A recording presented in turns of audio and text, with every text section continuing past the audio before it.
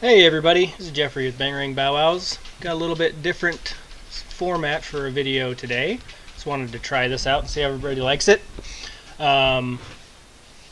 This is my setup that I use for streaming on Twitch whenever I do.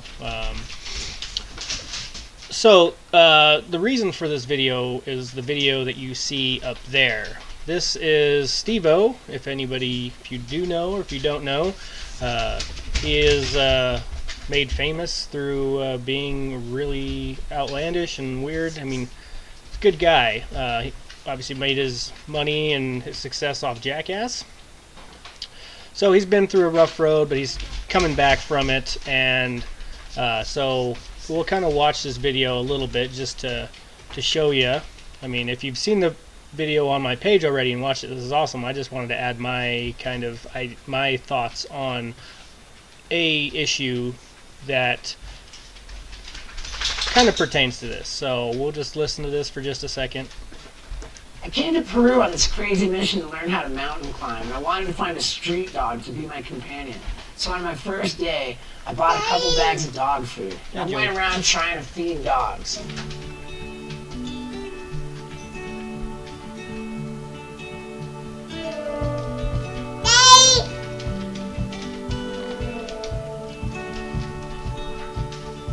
None of them wanted anything to do with me until I met Wendy. She was just sleeping there, and she kind of slowly got up.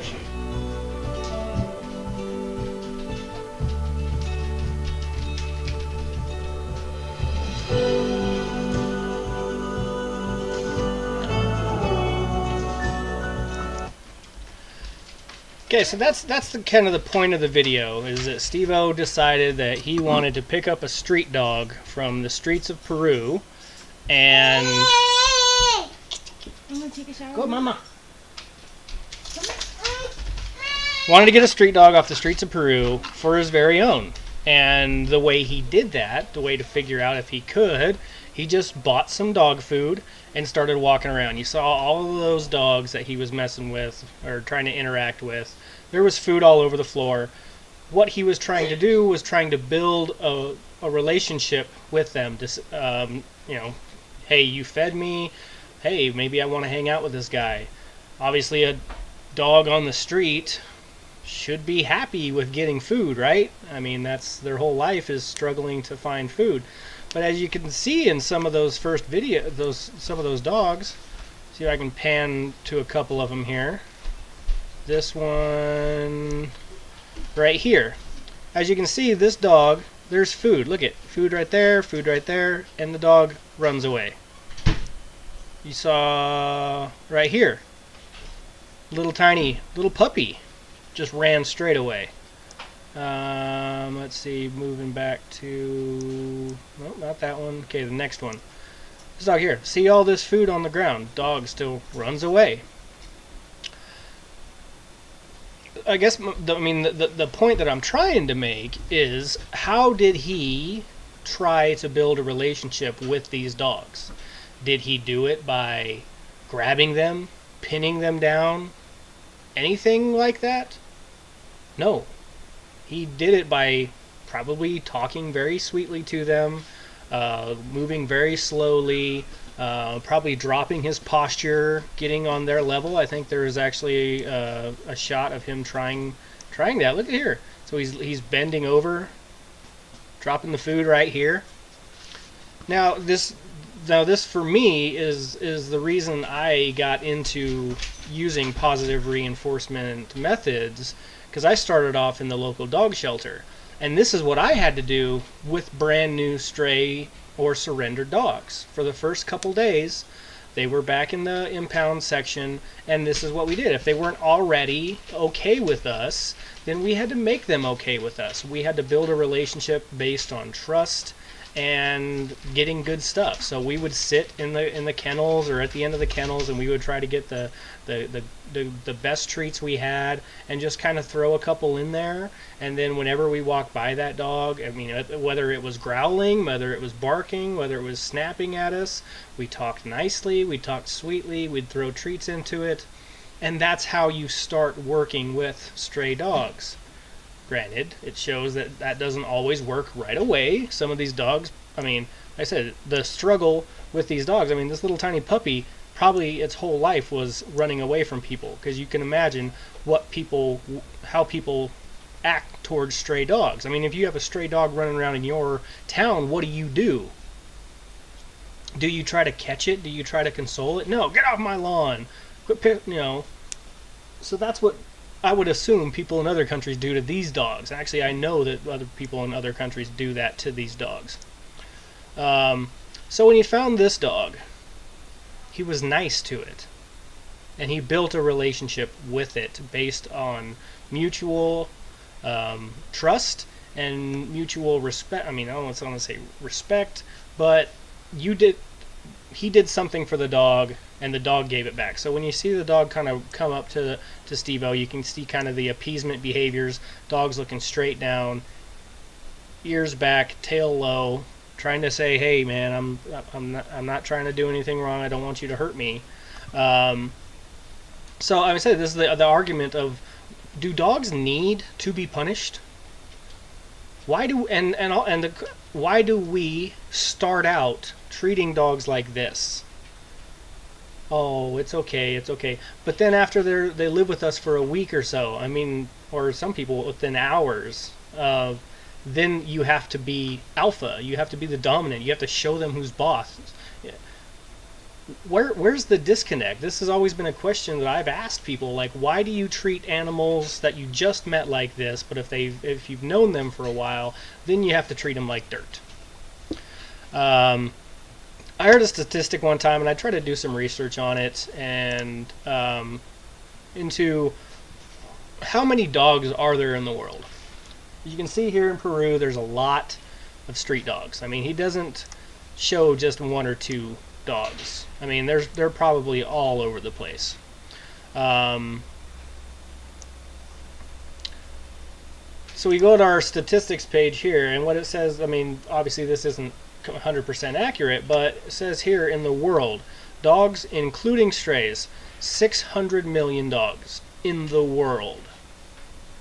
Owned dogs, 223 million. So the ratio that I had heard at one point in time was like 90% of all dogs do not live in homes. Like maybe like 20% are actually live in people's homes, or 10%. So this looks like it's more like 2/3 of the world's dog population probably live on the streets or stray by some form of fashion. And when people will train a dog, they'll say the dog needs to learn these skills. They need to learn sit. They need to learn this. They need to learn that. They need to learn. Need is a very subjective term. I don't think these 480 million dogs know how to heel, know how to sit, know how to stay, know any of those behaviors. And I think, not saying they're doing awesome. I mean, we can go back over here and go to this article here, the Global Stray Dog Population Crisis, and it also says, this one says there's more than 200 million stray dogs, and a lot of them die because of rabies and other animals, deadly diseases. 99% of the fatalities are caused by dogs. So, I'm not saying that it's awesome for these street dogs. I'm not even trying to say that these dogs living on the street got it good and that's the way they should be. But they do survive, and this dog here didn't need any of that to become owned by Steve-O. He didn't know anything. I mean, you get later here, they take him in. Actually, this cool part here, we'll just kind of watch this. This is awesome. Wendy appeared with a whole bunch of the building where she wasn't allowed, and I thought I'd never see her again. But later that night, we went out to a restaurant, and when we came out, Wendy appeared with a whole bunch of friendly dogs, and they all wanted love. It was like she told the dogs that I was cool. This just makes me so happy. It's so cute. Oh my God, look at that, you're handsome. So she followed us as we walked back to the hotel. Did we go walking for like 20 minutes? Yeah. When we got to the hotel, I picked her up and snuck her in.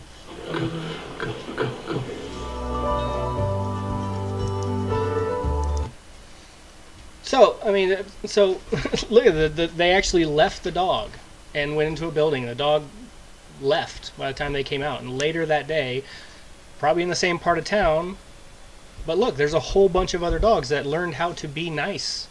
I mean, they weren't all wild dogs. They weren't all scared. They weren't all barking and growling. How did they learn those skills without being taught with punishment and discipline? And so that, I mean, that was kind of the point of this story. I mean, I just wanted to share this story with more people. So this video is going to be up on YouTube, and it's also going to be on my Facebook page. And I just kind of wanted to give you that idea. So the reason I started learning like this is because of how I trained my dogs in the past, and I didn't have the greatest relationship with them. And then when I started working at the shelter, I saw this as well. I saw when dogs left the impound and went over to the adoption side. Then it came to slip leads and then collar corrections. And if they didn't sit right away, then it was bopping them on the nose, or all those things that lots of trainers on TV and on YouTube will preach and practice and teach. But why? Like, why can't we just continue to be nice to them to get the behavior that we want out of them, and then make it worthwhile for them to do that behavior, so then they do it on their own? Do dogs need to be punished? No, obviously not. They don't need to be. I don't need to be punished to learn anything. My kids don't need to be punished or hurt or yelled at or screamed at. Punishment, obviously, by definition, happens to behavior if you're trying to stop it. There's positive punishment, negative punishment. Taking something away, adding something, vice versa. But dogs don't need positive punishment to learn. They technically don't even need negative punishment to learn, but negative punishment happens. I mean, we're humans aren't perfect. I can't set up the perfect situation where a dog is exactly going to know exactly what I want it to do, and I'm going to have the exact right treat or reward of any sort that is just going to sink that idea in its head, and just from that point on, I'm not that good. But it doesn't need to. I don't need to add something scary to get it to stop doing something. I just need to show it what I want it to do and make it good enough for it. So I mean, I had kind of. I mean, I've had these conversations with people before, and I don't think I have anything on my page or anything about my thoughts about the stray dog population. I mean, I work with a rescue. There's tons of stray dogs down in Texas that she works with. I mean, there's a lot bigger problem of strays running around there than anywhere around here. And a lot of those dogs are friendly, and a lot of those dogs don't know anything. That's the other reason of why do we need to punish a dog for not doing something when it doesn't even know how to do it in the first place. If a dog doesn't know how to walk on a leash right next to your side, why are you punishing it? Why are you hurting it to get it to do that? Why don't you show it that walking on your side is a good place for it to be? And then it'll just want to walk by your side, and then you never have to punish it at all. It'll want to be there.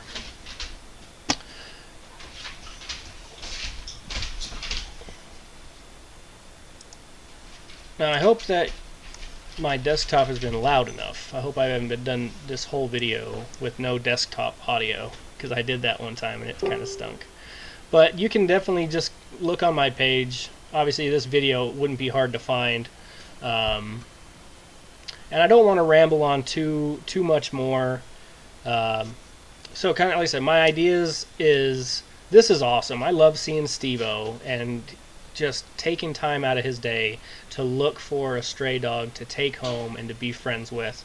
And I wanted to show everyone what you have to do to make a friend out of a dog. And then I just want to add, why don't you keep doing that to teach it as well? And that's the main thing. Why don't we just keep being nice to dogs and get them to do what we'd like them to do and make it worthwhile for them. I mean, pay them. If it's a job you want them to do and they don't want to do it, then pay them to do it the same way you get paid. I'm not, and what I tell everybody, I'm not saying treat animals like people. It's all about being a better person to animals, or to your kids, or to your wife, or to your husband, or to your friends.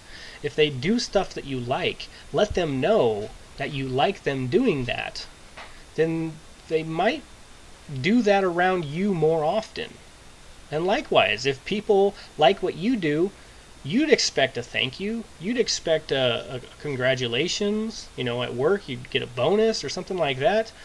Well, let's work that same idea with our dogs. So this video finishes up.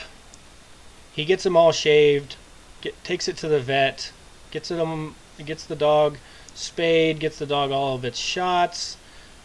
The hotel that he was trying to sneak the dog in wouldn't allow the dog, but he did give it a bath, and then he came out and slept outside. To sleep with her outside.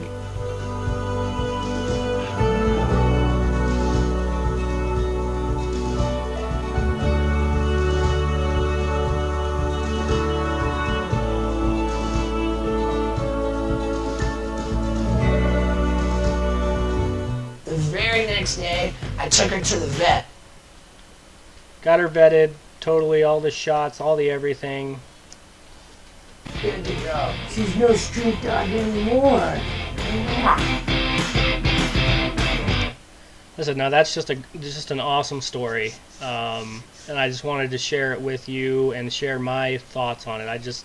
I love the message behind it, taking this street dog, bringing it off the street, but also showing people to have a heart about it. I mean, they didn't catch the dog, they didn't force it there, they weren't pulling it by the leash to get it to do anything. The dog wanted to hang out with him, and so it did. They say in the video that dog had been walking by their side for 20 minutes, around tons of other dogs, around tons of other distractions, but it wanted to hang out with Steve-O. Now, granted, probably had been desensitized to all other people and other dogs, like our dogs don't get. We don't take them out for walks as much. But if we did, and if our dogs were more desensitized to them, and we had a better relationship with them, what kind of dog do you think you would have? Would you have a dog that you could take off leash everywhere, and it would just walk by your side? Probably. In the world, compared to Steve-O, that dog had a lot of good associations with Steve-O compared to the rest of the world. So if we take that little bit and just apply it to our relationships, not only with our dogs. I say training is not just so your dog listens to you. Training is for them so they understand what they can do, what they should do in life. And positive reinforcement isn't just for dogs or animals. It's for life. If we try to focus on the things that we like happening around us and try to reward those things, then those are the things that are going to happen more often, and we are going to feel better about our lives because we're not focused on all the bad stuff that happens. We're focused on all the great things that happen. And that does a lot just to the way we feel, even if everything around us doesn't change. You can be happier knowing that you are focused on the good stuff. So I just want to thank everybody for watching this. If you do, put up a like, subscribe if you're seeing this on YouTube for the first time. If you're on my Facebook page, like it as well. Please feel free to share. I know this video's kind of long, might be boring, but it's something I wanted to talk about. And if you like this format, let me know. I'll try to make some more videos like this. If not, let me know as well. If you like the content or if you want to learn more, contact me at Bangarang Bow Wows on Facebook, bangarangbowwows.com. But thanks everyone. Have a good night.